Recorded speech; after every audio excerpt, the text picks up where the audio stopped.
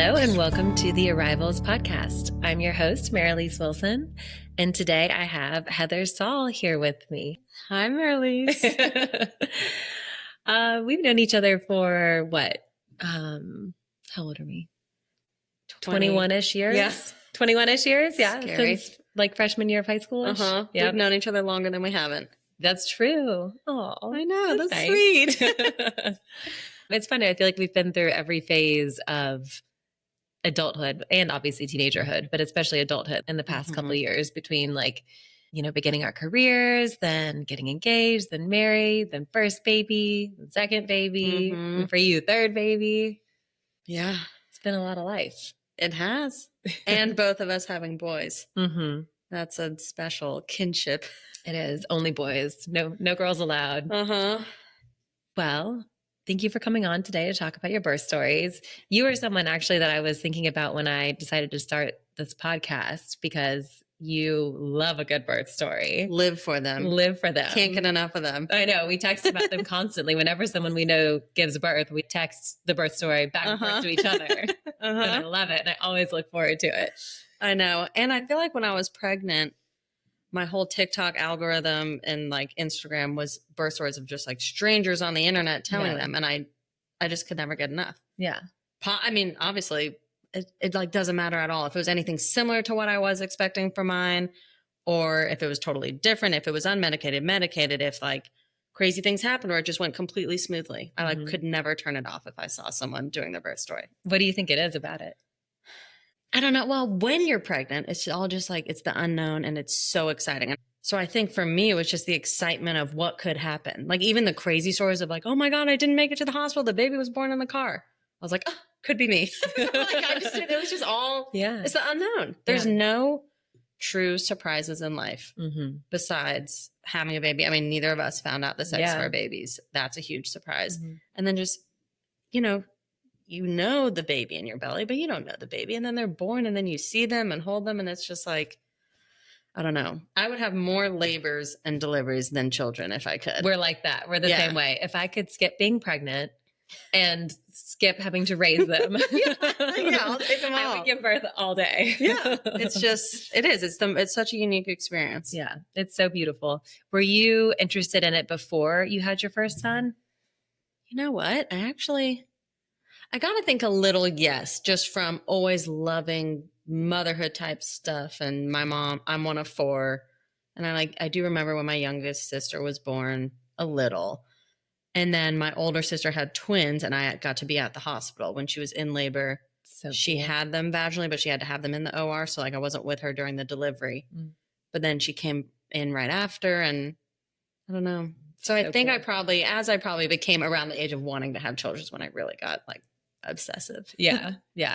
I know. For me, I think it always fascinated me, but the obsession definitely started, I think, when my friends started having kids. And then hearing the story was always, I was like, I just couldn't wait to hear it. I was like, oh, the baby's cute. Let me hold the baby, but like, let me hear the birth story. I know. And thank God for FaceTime. Cause I'm like, I know you don't have time to text, but just, I got to hear it immediately. Yeah. Show me the baby. Tell me the story. Yes, exactly. Well, speaking of, let's start with yours. Okay. I'm probably going to get them mixed up. Yeah. 3 boys all at the same hospital. Yep. And interesting fact is my first 2 sons were both born at 11:54 a.m. on a Thursday. Oh, which is kind of crazy. And then we were aiming for that with the third and the doctor was like dying to make it happen. And he was born a little after noon. So we did miss it. That's okay. We love him. So yeah, he's turned out okay. Yeah. So with my first son, I got pregnant 2019. I was 20 weeks pregnant. I was going in for my anatomy scan the first day of the COVID shutdown. Oh man. So it was my husband still came with me. No one was wearing masks. It was back when we were thinking don't wear masks so the medical staff could have masks because there was like the shortage. Oh yeah, that's right. So that was the last so my husband was able to be at the anatomy scan and we didn't know the sex. So it was kind of, you look away for a lot of it, but it was all very exciting. And then it just was COVID. So like pretty isolating for the rest of my pregnancy. I don't know that he would have come to any appointments, but he wasn't able to, even if he'd wanted to. And so then I got to maybe around like 37 weeks is when I get the cervix checks every time. I love information. Yeah. I'm like, I just need you to tell me I'm 1 centimeter. Yes. I know I am. I feel I am, but I just want to be told. Yeah. Even if it like the information kind of gives me nothing. So I did get my cervix checks each time. At some point, like 36 or 37 weeks, they're doing my fundal height measurement. And all of a sudden it was measuring a week or two ahead. So they told me I could have an ultrasound just to measure the baby, a size, whatever they're called, a size ultrasound or whatever. So I opted in because that sounded amazing, getting to see the baby again, because a healthy pregnancy with no complications, you see it at 20 weeks, then you never see it again. Until they're born. Yeah. And when you don't know the sex, you're looking away half the scan anyway. Yeah. So it was great getting the scan and seeing the picture, but then, and I'm saying this because they did this with all three, they were worried these babies were going to be big and like really big. And also for background, like you're an average height person. Your husband is tall. Yes. I know exactly why they measure big. I have a very short torso and all my babies have been 21 to 22 inches long when they come out. So like they are long and they're scrunched in there. And so it has to go straight out, I think. And I know the way science, like they measure differently, but I don't think science can handle my short torso. Yeah. You're just very... So I think that's what happened. But they started saying, you know, I was 9 pounds. My husband was 10. Yeah. But I'm the second. He's the third. And we were both late. So like, it's not just, they're not shocking sizes anyway. But they did start making me afraid, the doctors, not actually my doctor, but other doctors in the practice.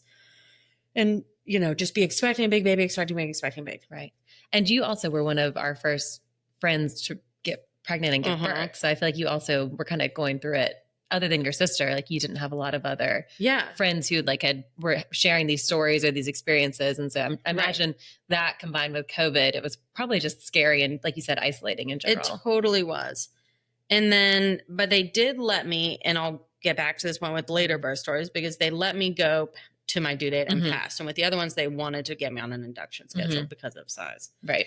And I'm doing air quotes. Yeah, there were air quotes there. But so I was at my 40-week checkup. They said, we're going to put you on the induction schedule. And I will say, I think this will be interesting as you talk to other people from around the country and around the world.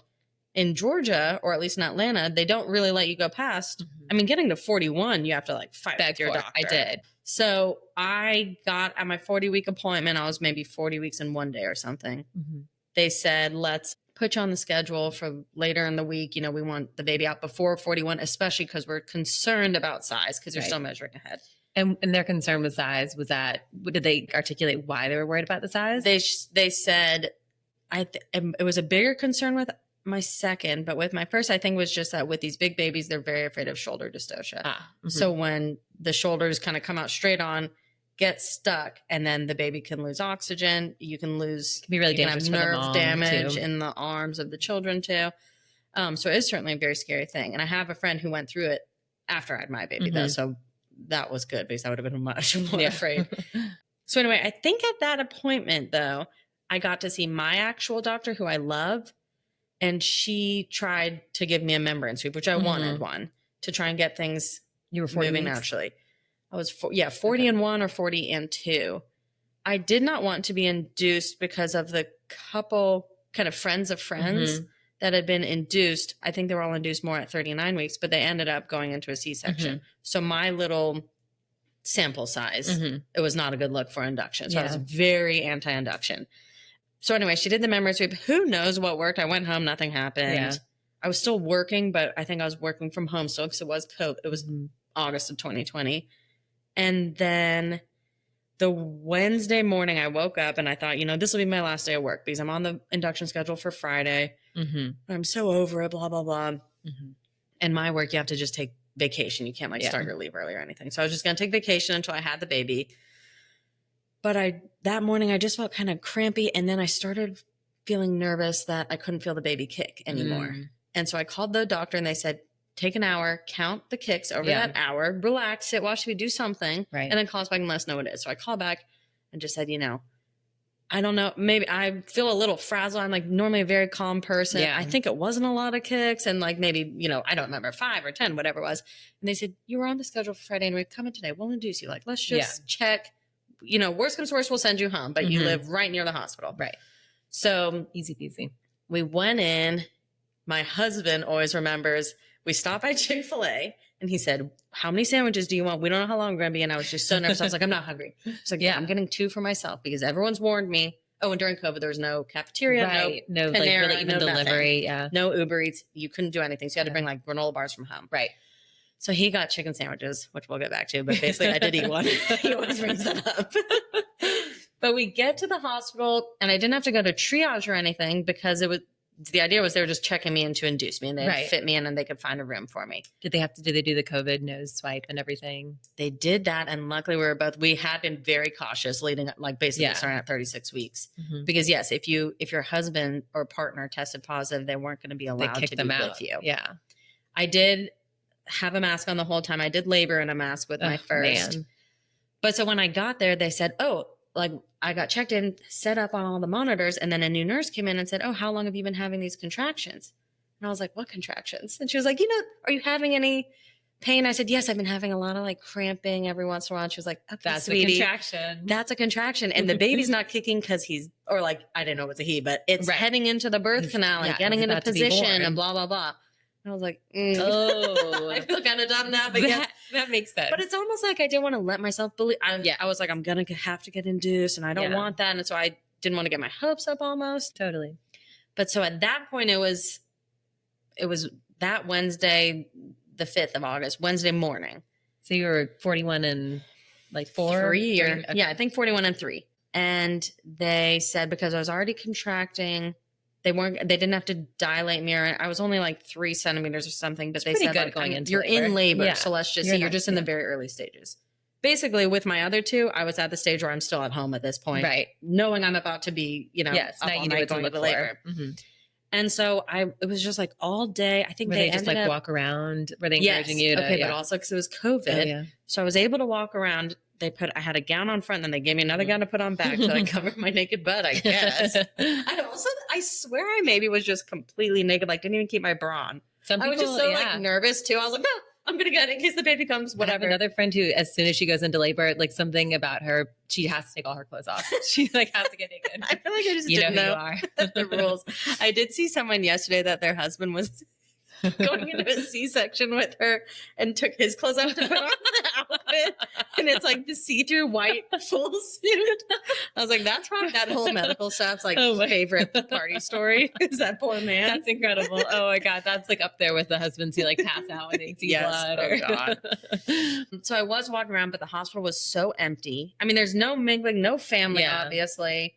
It was having gone back to the same hospital and then like my family was able to come and stuff, totally different experience during COVID. So at this point, this was August 2020. Right. And then so like in Georgia, a lot had been opened back up, but it was still pretty intense. Yeah, it still was because it was pre-vaccine. So that's when everything changed. Yeah. So I was able to walk around. I could be off the monitor for like 55 minutes and they asked me to go back on for 5. So that part was nice.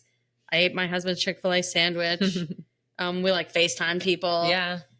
And then everything is still very manageable. Pain-wise. Pain was totally fine. I mean, really, they could have sent me. I bet if I had been like 38, 39 weeks, they would have sent me home. But because I was already kind of over 40 and whatever. So I think we're just like, it must have been very boring. I can't really remember, but obviously we were excited. And we were chit-chatting. I mean, the nurses were all wonderful at the hospital.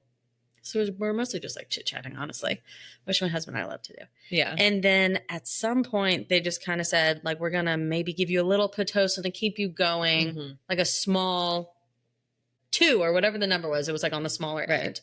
Had they done another cervical check or anything to see like how you were progressing? Yeah, and I think it was slow going. I mean, I think I was like 4 after like hours and hours of walking and everything. And I will say, leading up to it, I did do I ate my dates starting at 36 weeks, which I believe strongly in. I did curb walking. Yeah. I think I did the miles circuit. That might have been my second. Okay. I mean, I've known about that as much.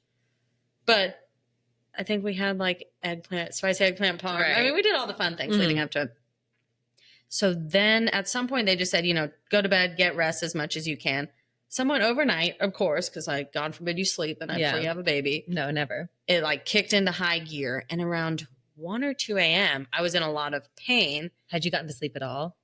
No, but I'm a poor sleeper. So like the adrenaline anyway, I wasn't going to. I've never understood people who can like take a nap during labor. Like even if you're not in pain. Even once I've gotten the epidural with all 3 and had downtime. Mentally, I can't turn off. It's like, no. I think I like tried even reading my book. I think I just kind of like laid there. Yeah. You know? Well, especially when it's your first one, your whole life is about to change. How do you just, you know, I guess some people are really good at compartmentalizing, but I could not. My husband did sleep and I was happy for him to sleep because I was like, there's no point. There's nothing you can do for me. And I feel fine. I'm really just mostly sitting here. We never turned on the TV. I mean, I should have been watching Friends or something. I just didn't even think about that. But when the contractions started kicking up, and I think by then, I think the last time they had checked me, I was 5 or something. Started feeling very strong contractions around like 1 a.m. And they had said, we have ways to manage your pain before the epidural, because I'd gone in saying, I would like to get an epidural kind of as late as possible, but I know I want one. That was your goal, just kind of help me know when.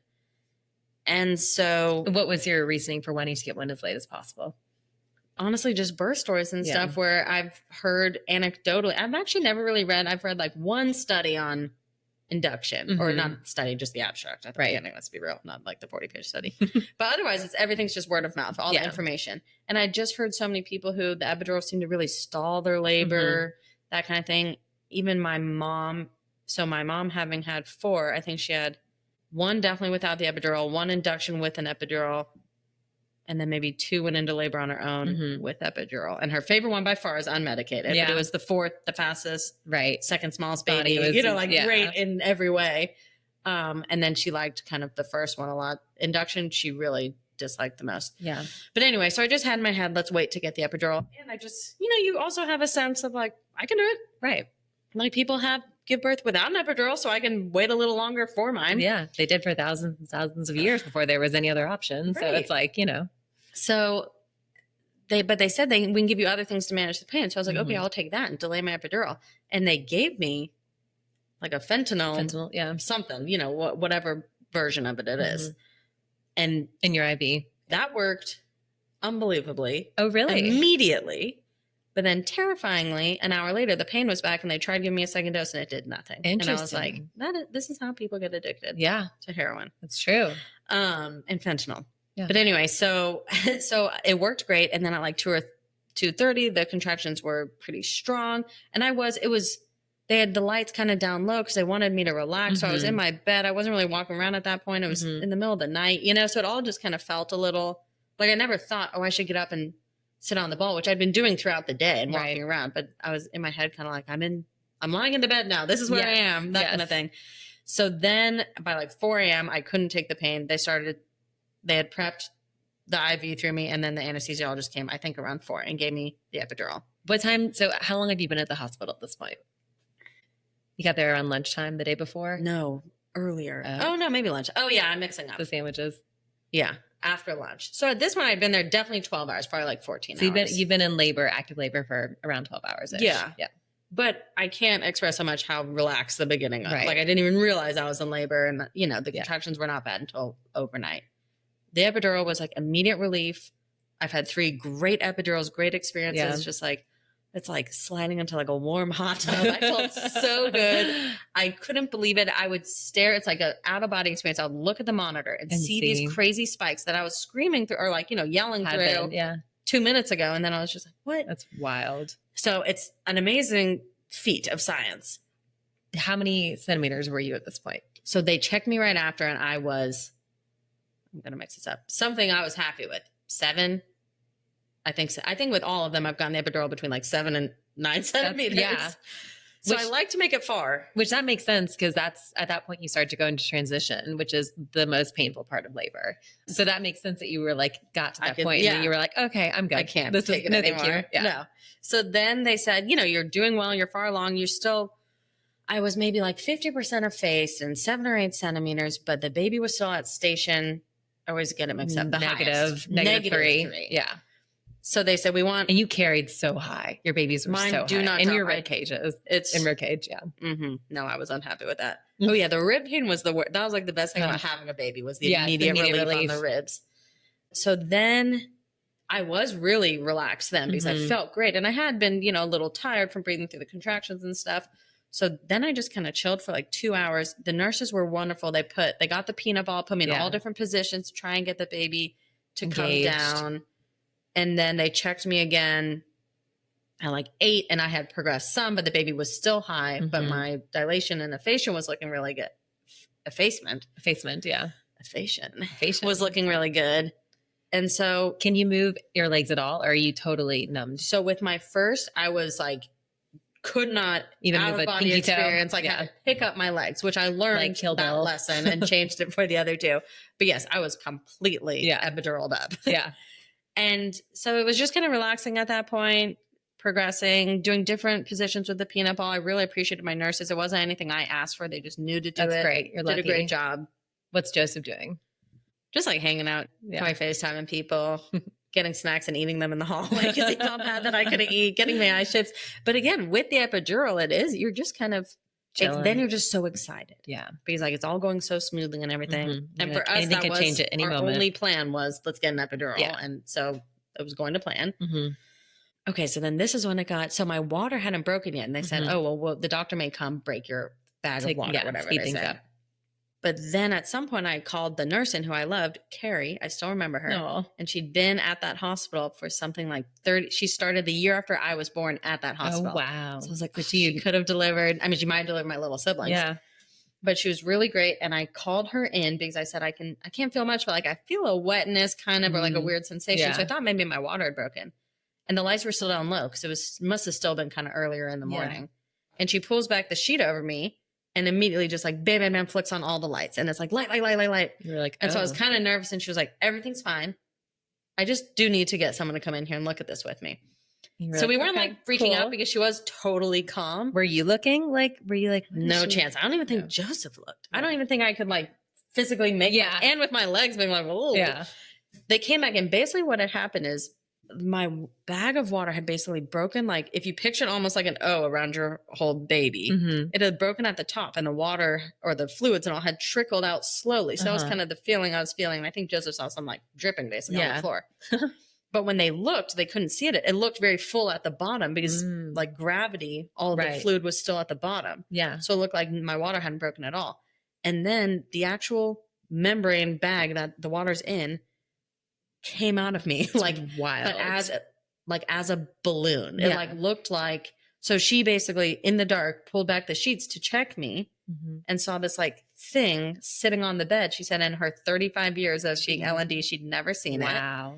And then one of the doctors like, I saw it in med school or something. She took a picture and texted it to me. I probably have it somewhere on my phone. I think I showed you and my sister who's an OB. But so it was nothing dangerous about it. It was just a surprise. Just like, okay, this explains why you're picking. Because then they checked me and I was 10 centimeters and the baby had come down and they were like, yeah, your water broke on its own and everything's just like really progressed now. Well, and if it was kind of ballooning at the bottom of your, like at the top of your cervix bottom, like maybe it was almost preventing him from being able to move down because he's like sitting on like a balloon. Yes. I mean, did he engage after that? I think then, I swear that was like at 10 a.m. or something. And I remember I started pushing at 11:30. So it definitely moved things along. And that's what they all said. Like, there's nothing dangerous about this, but that is kind of a crazy story that happened. It's just very unique and unusual. So by the time I was, again, because of the epidural and everything, it was all very calm. I mean, you have this adrenaline and it's that feeling you could just like cry or laugh at any moment. Like, you don't know what you're going to do. And like your hands are shaking. And they came in and said I could start pushing because the baby was now -3. Or +3. +3.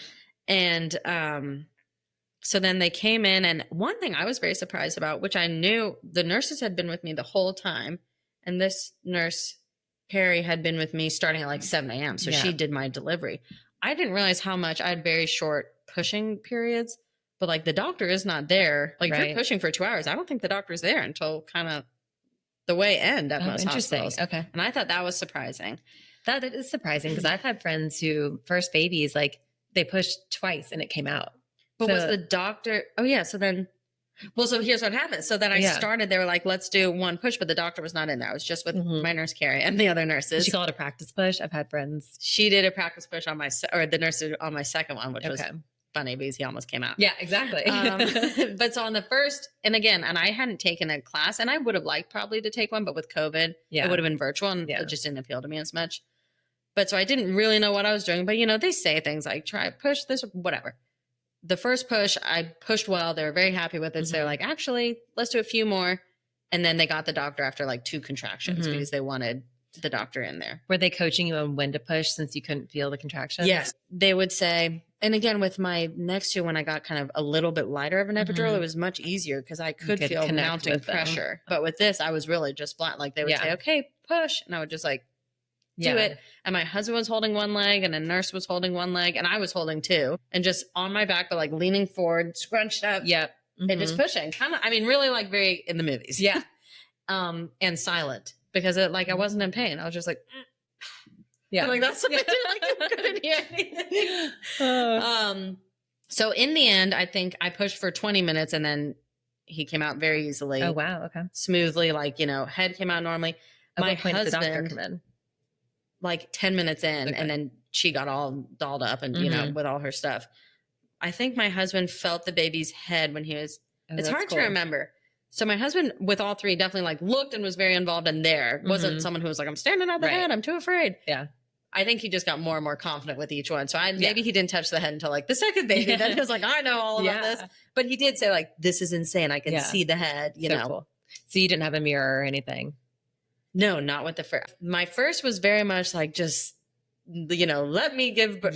Like I knew I didn't ask for anything. And then the second time I was probably a lot bossier. But this is why hearing people's birth stories is important because you know to ask for things. And again, I will say, I think I had great nursing staff with all 3, very attentive and knew to do kind of creative things to get babies to come on their own and things like that. Very lucky. You were at Piedmont? And I really loved it. So anyway, then he was born. It was a boy. And the only thing after the birth was that for some reason, and I don't remember what actually happened, whether I wasn't clotting or something, they couldn't staunch the bleeding. They like ran another bag of Pitocin through me because I think that helps your uterus contract. That didn't work. Another doctor, I think, came in, or maybe my same doctor. Had you delivered the placenta and then you couldn't? Think so. And I had a tear, maybe 2nd degree tear. He was 8 pounds, 2 ounces. For a first baby would be on the larger side. And then manageable. Head was like 99% off. So like, you know, all mine have big heads. But they ended up giving me some sort of medicine. But it was so funny because she was like, okay, Heather, we've tried the Pitocin, we've tried this. We really just want your bleeding to stop before it gets to the point. Like basically they called down to make sure they had the blood ready if they had to do any transfusion or anything. But they thought like, we're nowhere near that. Right. We're just being cautious. There's this medicine we can give you, but I do have to put it in your butthole. And so she was like asking me, I was like, lady, I just pushed out a baby. Like I'd put whatever. She was like, it's like the size of an ibuprofen. I was like, that's fine. I can't feel anything anyway. I'm surprised you were not. Thank you for the consideration. I was like, I give my consent. So they did that. And then it did whatever it, I mean, interesting. If any medical professional hears this, they'd be like, what is this lady talking about? I've never heard of that. I remember I don't even remember this from your birth story. And then that stopped the bleeding and everything was fine. But that was a point where it's like a suppository, but for exactly. But my husband remembers it a lot better because I was a little like woozy. They had to give me more what's anti-nausea medicine that you always take? Zofran. They had to like pump more Zofran into me because I felt sick and had because you were losing blood. Yeah, so I just think I felt like all over. My husband held the baby for like that whole hour and a half. Oh yeah. Which was kind of a weird, like I immediately held him. I was going to say, okay. And while I delivered the placenta and I assume I got stitched up a little, blah, blah, blah. Who cut the cord? My husband clamped the cord. Yeah. Did you guys wait? Like do a delayed cord cutting? I don't remember with that, but I remember with the most recent, I asked about it and the hospital did it as a practice now. It delays it for a certain amount of time. So I doubt with my first, we did or they've always had that policy and I just didn't remember. And so he sat on me for a little bit, then they did take him to like weigh him and do stuff, wrapped him up, and I think at that point that's when they realized I was like, I don't really feel well in the blood. So then my husband held him for the rest of the time, but then everything was smooth sailing and I got him back and then went down to my other room and that was kind of it.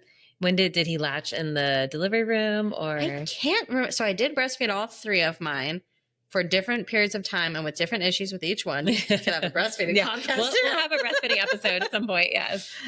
So I don't remember with the first, I don't even think, and this is what I always tell people when they're having their first, like the nurses, all the medical staff, they're so helpful. Mm-hmm. You do need to ask questions and really speak up, because I knew like the golden hour thing and stuff, but I think I was just holding him and no one said like, oh, try to get him to latch. Right.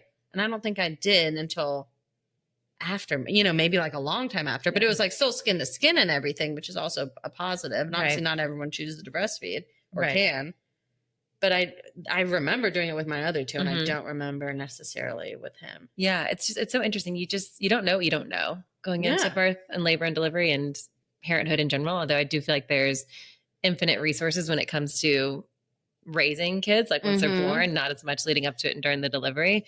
So yeah, agreed. That's why like birth stories are so important, because a lot of times, people don't want to read books, or isn't their thing, and word of mouth is sometimes can be a lot easier to digest. And and because the thing that, when I was saying I was like obsessed with all the TikToks and Instagrams, but then there's also this level of all these negative birth stories were out there, and those happen and they deserve to be heard as well. It's very real. But then I would see these comments under these happy ones of people being like, thank you. I'm, 38 weeks. I've had so much anxiety because I've seen these negative stories that get a lot of traction, and sometimes like miracles in the end and everyone turns out great, but you hear this like horrific, blah, blah, blah. But sometimes it's nice just to hear like, I went in, my epidural worked. That's what I wanted. Right. I had an easy delivery, blah, blah, blah. Like that's nice to hear too. And that's also important to hear. Very important. So so all in all, it was a great experience for a first to only have to push for like 20 minutes. Yeah. That felt really good. I had a very good recovery. I found breastfeeding hard, but was able to do it. And physically, you didn't have any complications once you got through No, I had no complications. I mean, the biggest thing that no one warned me about is how when you are nursing, the contractions, the like uterus contractions, that was horrible. And then the checks every like hour at first, and then tears where they push on you. Yeah, where see they how much make like your uterus contract. Oh God, that I hated. I mean, I dreaded with my second, because I had built it up so much in my head, and it really wasn't as bad. But I really also just like, can you leave me alone? This is uncomfortable, and I'm tired. And also the difference between your first and second is unbelievable. With my first, I don't think I changed out of the hospital gown. I don't think I even showered. I think I was just like in the bed. I remember the first time I stood up to go to the bathroom with the nurse helping me, but to walk to the bathroom myself, I stood up and just blood like fell to the floor. Yeah. And that's what my husband actually would warn our friends. Just don't be surprised. And I would tell people, I think I even told you, I was like, don't take your kind of nice sandals, take like a shower shoe, because you just don't know what's going to get on them. Well, and it's funny for me because I didn't have an epidural. And so I was up walking around the whole time I was laboring and everything. So my labor was messier. Like, so when by the time everything was done and I stood up both times afterwards, after the baby was born, like nothing was coming out of me. It was all, it had all left previously. It's just so, it is so interesting. Yeah. And everyone's so different.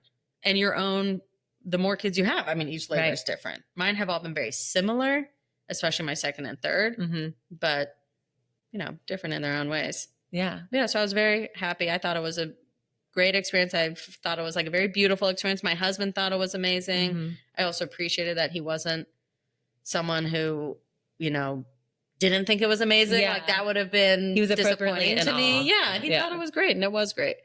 Then we stayed 2 days. We loved staying in the hospital. You did, I would never leave early. I know some people would just want to be home. We left early with the second one. And I was like, but we also, there was a nursery. They took, they could take care of them. Even during COVID, they took them to the nursery. That's nice. When I gave birth the first time, like I guess 8 months later after you in 2021, the nursery was not open. Yeah, because Northside, I remember some of our other friends couldn't use the nursery.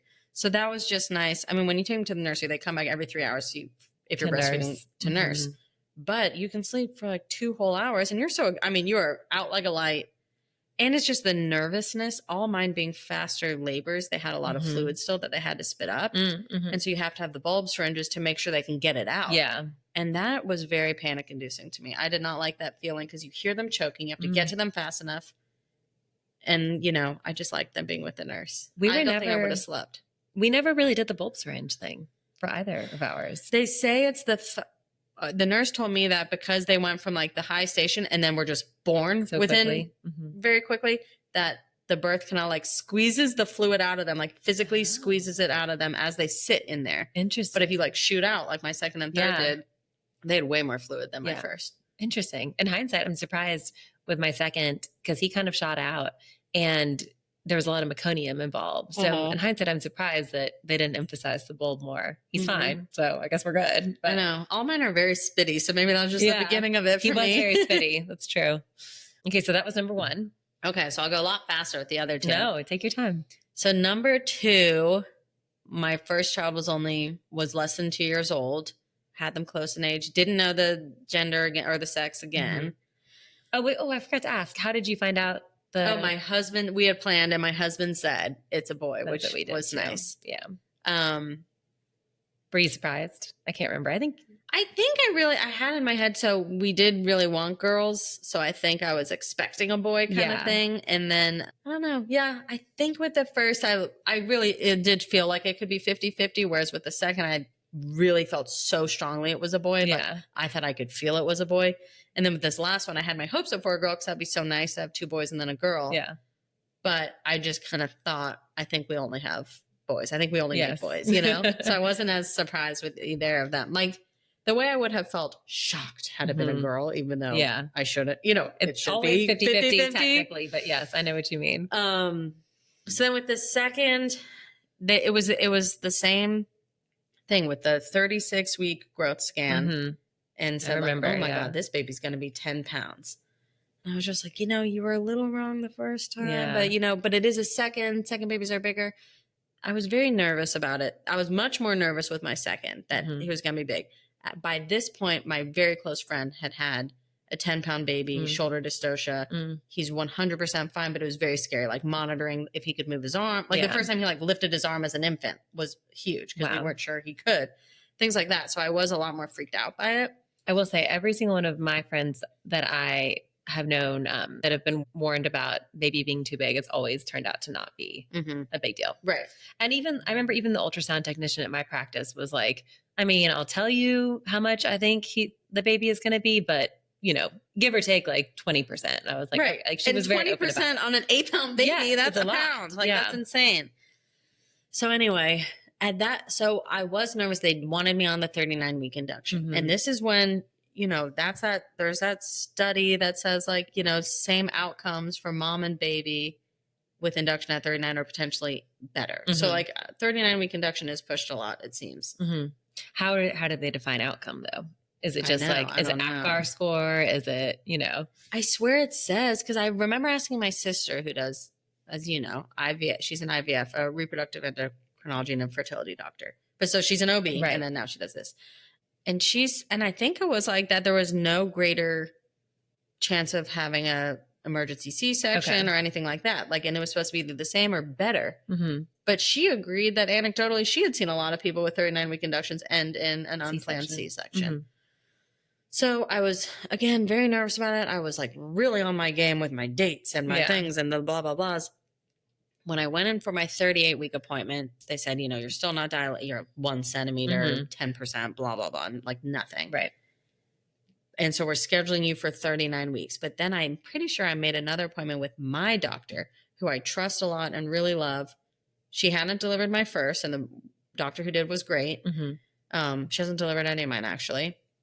But I just like her a lot. I like her vibe and her experience, and I think she's a very no bullshit person, and she never is there to like scare you. Like, I remember when I was first pregnant, I was like, well, what are the things I can't eat, blah, blah. And she told me, and she was like, you know what? Like, wear your seatbelt. That's where the danger is. Like, just be safe. You can't look at every little thing. She's not an alarmist. Right. It was really nice. So I went in on Monday at 38 weeks and then went back in on Wednesday to see her to talk about the induction. And she was like, you're not really a candidate for a member and sweep, but let me kind of try. Yeah. Because we'll see. Did she think you weren't a candidate because you weren't really dilated? Yeah. I was like 1 centimeter and 0 or something. But she did it. And then I think I went back to work, or I remember I went home at some point and did like a curb walk and did the mile circuit maybe twice. Yeah. Which I just looked up on the internet. Right. It's very relaxing. It's like not a hard thing to do. You're doing like child's pose for a while. And like lying on your side. And that time we did have, there's a restaurant in Atlanta that closed, Scalini's. Oh, it's closed? Spicy eggplant parm. And they had a wall of babies of every baby who had been born after they ate it. I ate it with Kit, with my first, and it didn't do anything. Well, my dad brought it over that night. My sisters came for dinner. I also found it really gross. I probably didn't eat enough of it. It was like so greasy. Or maybe I did spicy chicken parm. Eggplant is the one that's supposed to do it. I liked it, but I would eat anything at that point. And then I went to bed and, you know, nothing was happening. And you're 39 at this point? No, I'm only 38 and like 4 at this point, I think. Because I can't remember a thing. And I don't remember how it started, but at some point I definitely started contracting at like midnight. Okay. I chose not to. My husband was like, let me know if anything happens. Let me know. Yeah. I did not wake him up because I was just like, I don't need. One, he is a more nervous person than I am. So he's just going to say, let's please just go immediately to the hospital. Especially people did say, you know, you were in labor for a long time, but like you didn't push that long. You progressed quickly with your first. So like your second could be quick. Just come to the hospital and you want an epidural. So you need to leave the time to get there. So hold on. With your first, he was born at 12:54? 11:54. So almost, you were at the hospital for almost 24 hours? Yeah. Yeah. Okay. Yeah. And so then with my second, I had the contractions starting at midnight. I was dozing off and on fitfully, but like they did hurt for sure. They felt to me like the middle of the night contractions I'd had with my first, when that's when I started asking for pain medicine and stuff. And then I started timing it on, I think I just used like my stopwatch and it has the history. And they were with both of mine, second and third, they were never that far apart. They were always 5 or 6 minutes, but like maybe a 10-second contraction, then a 30-second contraction. And just the pain wasn't so bad that I thought I had worse pain when I was still only 6 centimeters with my first. So like, I'm not going in yet. Around 6 a.m., I wake up my husband. He says, call the doctor immediately. I was like, well, I'm just going to shower first. And then what was the plan for the firstborn? Like who was going to take care of him when y'all went to the hospital? Oh, my little sister came over and she was going to watch him. And she lived really close by and she was on standby and had her phone on and her boyfriend had his phone on, boyfriend at the time and husband now and all of that. So people were on standby. And had it been during the day, it would have, would have been a daycare. So I get in the shower and I remember my sister saying, both from her own experiences and being a doctor, a lot of times you can have the true false labor, like not Braxton Hicks, but like the prodromal labor, or whatever it's called. Yeah. And a shower or a bath will really help it go away. And that's how you'll know. Yes. They were terrible in the shower. I was like holding on to the shower ledge, like, And I wanted to keep track of the time. So I had told my husband, start the timer and then stop and then start again. He was like, that was only 3 minutes. Yeah. So then he was in a panic. He was starting to panic. Yeah. Throwing things in the back. Yeah. So I get out, call the doctor and tell her the whole timing and say like, but they're still not completely consistent. And like the pain is manageable. And she said, the first came quickly. Right. In the end, you want an epidural, just come in. Like if you think, then please just come in. Right. Let's be safe. We'll send you home if you have to. Right. Get in there. I had to go to triage this time, which I had never experienced, which is such a funny thing. I'm like standing there. And even by then, even sitting through the car ride, which is 10 minutes for me. Yeah. It was like, and you don't want to, when you're in labor, it is not natural to just be sitting like buckled into a car. That's not a good feeling for you. No. So I was very uncomfortable when I get there, breathing through the contractions, filling out paperwork. Yeah, like the whole thing is so surreal. Weird that you're doing this. Go to the triage room. And in the triage room, they say, okay, I can't remember now because I more remember the third, but something like you're very much in labor. You're 5 centimeters or 4, whatever. Like, this is real. Less. Yeah. And so then I got a room. But this was morning. We didn't arrive at the hospital till 7 or something. So then we had called our family on the way, I think. We like texted our friends to say, in labor. And then it all progressed pretty quickly. At some point, I wanted to wait for the epidural again. It was my husband who was like, but remember, it takes a while for them to run the fluids. So he's the one who told the nurse, I think she should start getting the fluids now. Like there's no harm in her getting fluids, right? But that way if she wants the epidural, it's available. And I'm glad he did because we did cut it close to the end. And so with this one, you're hooked up to monitoring? I wasn't walking around this one except my room a little, but like I went to the bathroom on my own. I was sitting on the ball that they brought in. We didn't have to bring anything, like they provide the ball and stuff, which is nice. Butt naked, like sitting on a towel on the ball. It's just such a funny little thing. I know. And so you're like, they're painful. You're breathing through them. Yeah. They were painful. But again, I was just, I wanted to make it as long as possible. Mhm. I think I made it maybe the longest with this one because I think think you I did. got it and then was 9. Yeah. I remember you told me and I was like, you could have just done it. You could have gone all the way. And maybe if you could You know, went through the hardest part. because like our other friend who, I don't want to spoil her birth story, but who did it unmedicated with the first and then ended up getting an epidural at the way end. Yeah. Like she didn't know it was the end. And I think she said, had I known I was already 9, I would have held out. Yeah. But at that point it had been so long. So it is hard not getting cervix checks all the time. I understand why they don't want to do it. But in my experience, you made it through the hardest part, in my opinion. Yeah. I mean, I can't imagine it getting harder. I know, right? But so then I got it and it was, the same thing. I think then I calmed down. This was when I think my nurse that time was like, I'm going to put you in flying cowgirl. Oh, yeah. You were like, ooh. I was like, get it. And so it was all these fun positions to get the baby completely like engaged. And still, we never got past like, definitely not 0. We didn't get into like the level we wanted to be. But at that point, I had been 10 kind of for a while. My water broke on its own. I don't think anything interesting. All the stuff had happened too before. Like I lost my mucus plug at home. Yeah. And all the things that were supposed to happen had already happened. I'm 10 centimeters. Water's gone by itself. And like no help. I don't think I'd had any Pitocin. And so we're like, let's just do a practice push. And so with the epidural with this one, you said it was a little lighter. A little lighter. It wasn't until the 3rd that I like perfected what to ask for, but I could definitely feel a little more. I wasn't like, I couldn't even like lift the dead weight of my leg. I had a little control, but I would still need my own hands to like move my legs. And I wasn't in any pain, but I could feel slightly more pressure. And so that's when she said, let's do a practice push. The nurse did. And I did one push and she said, stop pushing and like hit the call button. The doctor came in, put on all the stuff. And then, I think it was the doctor. It was the doctor did a practice push because she checked my cervix. She was like, okay, you're 10 and like everything's looking good, but the baby is not coming down. Right. She said, let's do a practice push just to see if that helps. And she said that shot his head to like drowning, the one push. A lot of times, like what they'll do is when it looks like that, when you're 10 centimeters, but like baby's not fully engaged, or like sometimes if you don't have an epidural and you can be 10 centimeters, but not feeling like that pushy feeling, they'll like do what they just call like laboring down, where essentially you just hang at 10 centimeters. Because just because you're at 10 centimeters doesn't necessarily mean the baby's ready to like that's come out what they've done with that's what they said they were doing with like not reverse cowgirl, flying cowgirl and the peanut ball. They said I was laboring down. Exactly. Because like these babies were not ready. Yeah. So the practice push got him ready. Didn't know he was a boy, but he was. And then I had pushed through 2 contractions and he was out. Wow. So that was a great one. The only hiccup with my second was that he came out straight on. So she had to pause me at one point and put her hand in and push his shoulder to make the little sound because he was big. Yeah. So it was not that he was stuck. It was a matter of like 6 seconds, but like he couldn't come out. He would have been stuck. Yeah. And she kind of basically caught it. Yeah. Shifted him so that his shoulders came out almost diagonally. Yeah. And then he was out. Because the concern with him on the growth scan was that his belly measured very big. And they were like, his head might come out and then his like shoulders and belly will get like stuck. But he didn't. He came out. And he was 8 pounds, 8 ounces at like 38 and a half weeks. So he was bigger than my first. Yeah.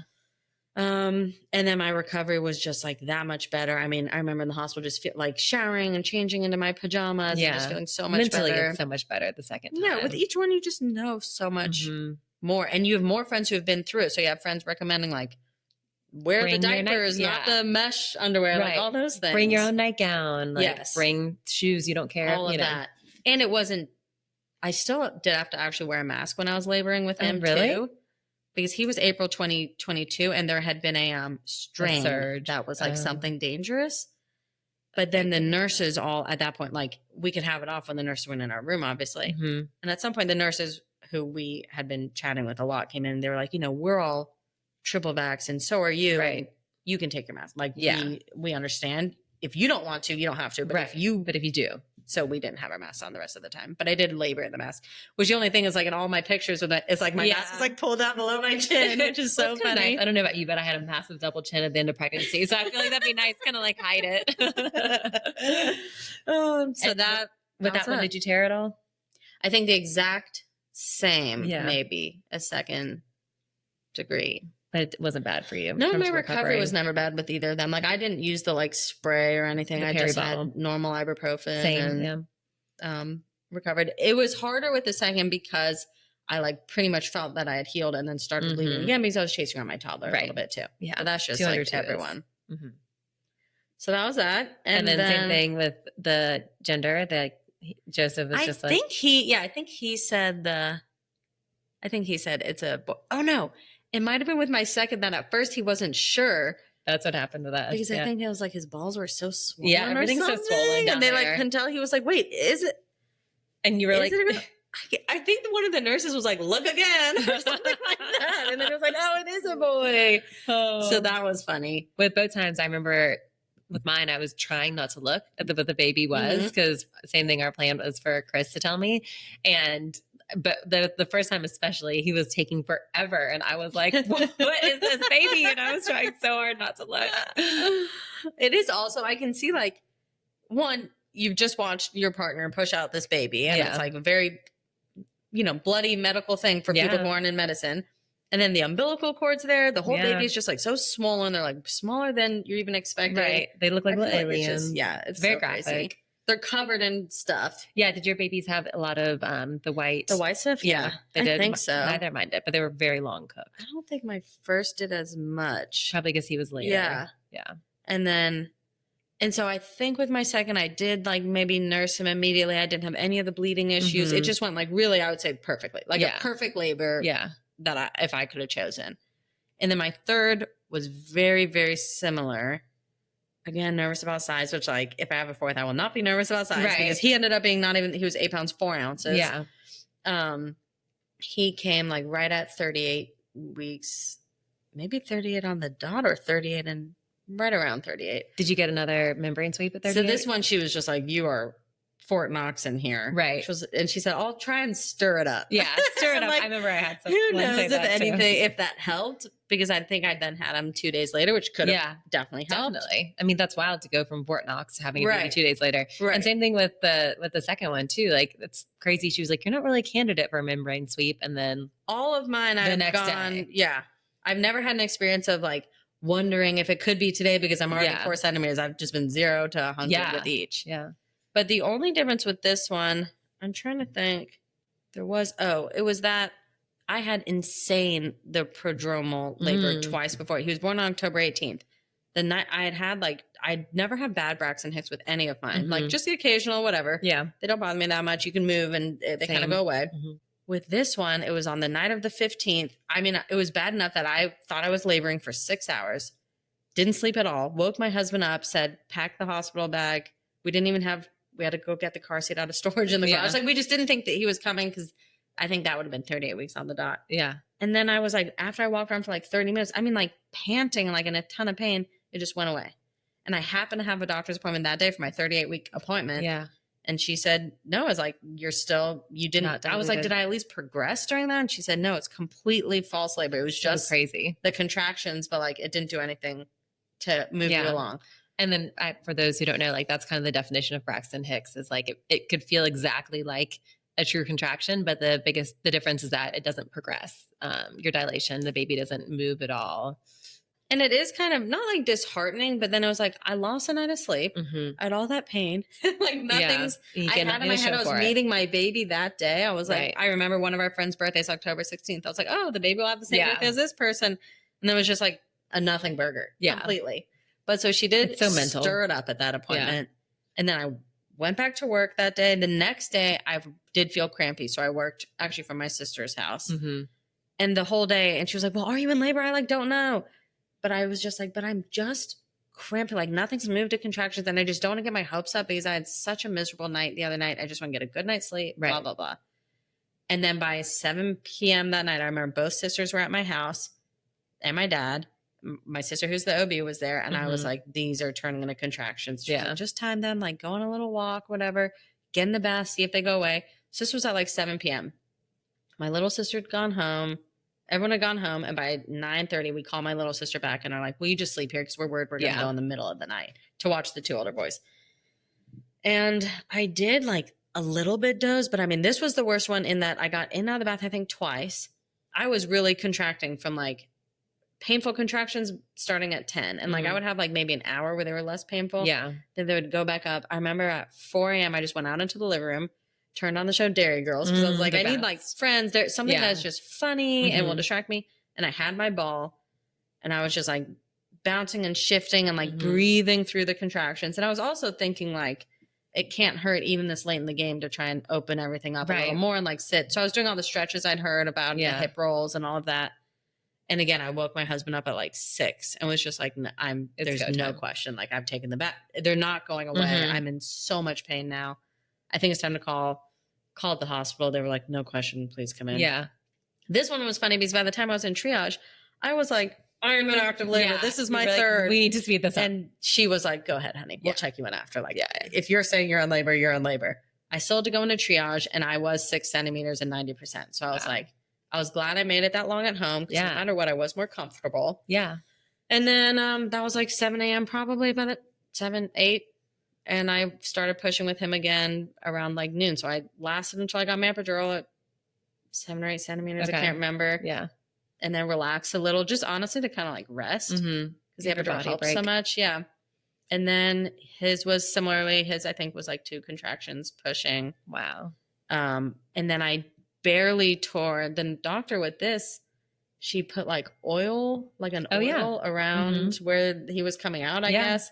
And she said, had I not torn before, I wouldn't have torn at all. I like barely tore, just like on the exact where I torn before. She was like, it was the scar tissue just remembers. Yeah.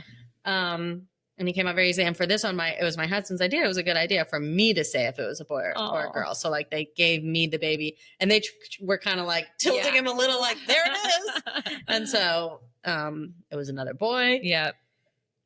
And this one, it was the easiest. Like, I just knew that I wanted to nurse him right then.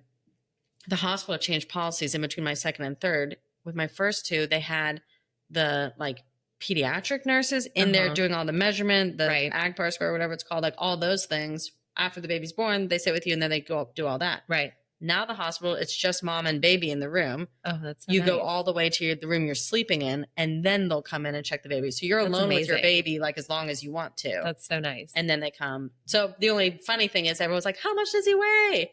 And we're like, we don't know yet. For like hours. Yeah. They just didn't take him away from me to weigh him. But that's so nice because like, it doesn't matter. It does not matter. It was really nice. And my mom, my in-laws, my sister-in-law were waiting in the waiting room. So they got like, my husband got to walk out and tell them it's a boy. This is his name. Then they all came in and saw me and saw him really quickly, like in the labor room. How did y'all decide? So with our first, we couldn't have anyone there because it was COVID. And then with the second, we could have people there, but we just decided not to. We decided like just to keep it us. And that was just what we preferred. How did you guys decide to switch it up? And what did you like it one way or? So with the first, we couldn't have anyone, and we thought like, this is really nice. Yeah. Like it makes it easier. You're not worried about hurting people's feelings if you ask them to leave, that kind of thing. Then with the second, no one could be there in labor and delivery, but once you're in your postpartum room, you could have 1 visitor a day. So both of our moms came. Oh, we did do that. Second, I forgot. Yeah. And it was just like, it was so nice, and it was just something to do, kind of. Yeah. So we're like, okay. And so then with this one, my older sister, she was in a conference. She was like trying to get home, and she took a day off work the day she thought I would have the baby. She was like trying to be there for it because I was able to be there with her in the room. Like that's so cool. The whole time, which was so cool. But so then my younger sister came, then she had a work trip to New York. Yeah. So she was there in the morning while I was in labor, but like comfortable. I think she mostly came once I had the epidural. And it was just we didn't have anyone in the room when I was pushing. Okay. And I didn't want that. I probably would have allowed my sisters to be in. Yeah. Like I didn't want to expand it to anyone else. And then I didn't want people feeling left out kind of. And, but then letting the people come in after, my family was all very respectful and pretty much came, said hi, and then kissed me on the head and then just immediately left. Right. So it was like, that was nice. And that was the right way to go about it. But we really liked having people. Yeah. We also see our family a ton, all close. The time and having lost siblings and stuff. So it was really nice because my brother happened to be in town. He was in between places for work, and he was able to like come through Atlanta. I think he happened to be coming to a wedding. He lives in California. Yeah. But he was like I swear, South Africa for work. And he happened to be in Atlanta the weekend the baby was born. So he got to meet him in the hospital. Both sisters got to come, my mom and dad, my in-laws, and then my 2 older boys came to meet the baby in the hospital. And that was really sweet. I forgot. That was kind of the deciding factor with the second one. We were again, not going to have anyone come. And then we started really missing our firstborn. And we were like, we want to see him. We like want him to meet the baby as soon as possible. I know. So we did have them come to like, you know, almost half a day after the baby was born to the recovery, and had some cute moments. I think it's almost nice, like if everyone for their first maybe doesn't have anyone come until like a day later, because you are so like, well, and you don't want like your father-in-law there or your dad. Right.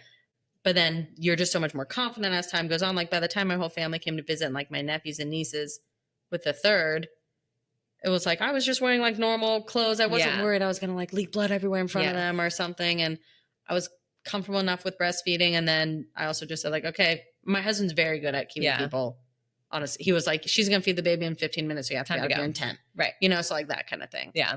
But it was great. It's so funny in hindsight. I remember like with one of my friends who had like the first baby in the group, she was way before all of us. I like went to go meet her baby like the day after he was born in the hospital. And like, oh my God, I know. You know, COVID changed that culture completely. Yeah. And I mean, I remember like with some of my other friends, like they had multiple groups of friends come in to the hospital like and like coworkers, like not even close friends. I'm like, that is so crazy. What was I thinking? I remember going to see my sister-in-law in the hospital, and I think she was still in the labor room, and we're all in there. Yeah. And I swear my husband's grandparents brought like a bag of bagels. Right. And I was like, what? It was like a party. I know. And she just, I mean, she was a great sport, but like, it was so normal. So you just kind of didn't even know you could say no. Right. Exactly. You don't know what you don't know. So that was it. I'm always happy to tell my birth story too, because if people don't know if they want an epidural, and I think like going as long as you can without it and then having the epidural, love my experiences. I have always said, I've said to you so many times, my dream scenario would be not having time to get the epidural, because given the choice, I'm choosing it. Yeah. I don't have the mental capacity to be like, no, I can do this. Yeah. But I would love to experience a completely unmedicated birth. Yeah. I mean, like, anyone can do it, but like no, this time I remember screaming, why would anyone choose this? Like while I was waiting for my bag of fluid to go in so I could get my epidural. I mean, I've been there too. And so, and all 3 times your epidural was like easy peasy. Yes. Yeah. Oh, and the third, as we kind of alluded to, I got like, I said, please just give me kind of the least you can give while still making the epidural work. And I could not feel pain, but I could feel pressure, and that helped the pushing. That's so ideal. Much. And it made me way more, it just like felt better. I was just more connected and stuff. And like that probably helped me tear less and all of the above. So I did like that a lot. That's amazing. And I could move my legs myself. I certainly couldn't walk or anything, but then I could like walk a lot sooner after. Yeah. I like went to the bathroom still in the labor room before I even went to the other room. So all of that was nice. That's amazing. I know. It's amazing. I feel like your stories are great because they're like really a happy medium and just very ideal and beautiful. Yeah, I have no complaints. I love the nurses at Piedmont Hospital and Labor and Delivery, like the best nurses in the world. And it's been really nice. I got to see at one point with my third, a nurse walked in just to do like when they do a drug, they both have to, 2 people have to sign off. Right. And I was like, is your name Pfeiffer? Because it's a unique name. I remembered it. And I remembered her from my second. So then she came and like helped with the third. She's like, okay, I'm not your nurse, but I'll come in. That's sweet. So it's like, you have these little relationships. It's just so nice. I just love them. I love that. So yeah, it was wonderful. Thank you for sharing those. Thank you for I'll talk about it anytime. Before we wrap up, what are 3 adjectives you would use to describe birth? Okay, hold on. I wanted to. Beautiful, for sure. That's the number one thing. Oh, this is hard. I wish I had known these before. I could have been really noodling on this. I wanted to say, catch you off guard. Yep. It's like a little kind of otherworldly, because it is the only time you have this. It is out of your control. You're kind of like hovering on between life and death. But you know, and then I don't know, just happy. Oh. Just you get the birth, and then at the end you get the baby. Yeah. Like it's the birth itself is so amazing. And then you walk away with your child. That's just your child for the rest of your life. That's wonderful. Thank you. Thank you. Until next time, I'm your host, Merelise Wilson, and you've been listening to the Arrivals Podcast.